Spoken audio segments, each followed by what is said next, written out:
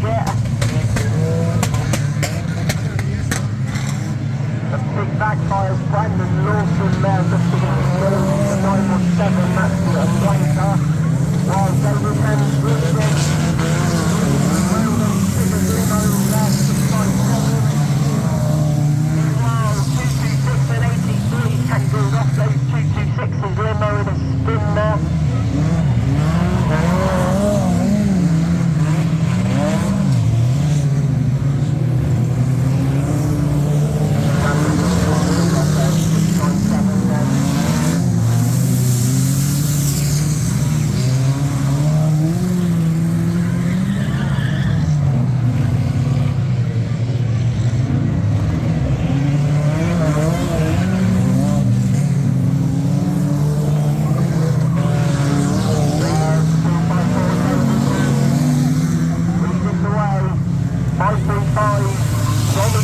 Second, 360 Jackster third.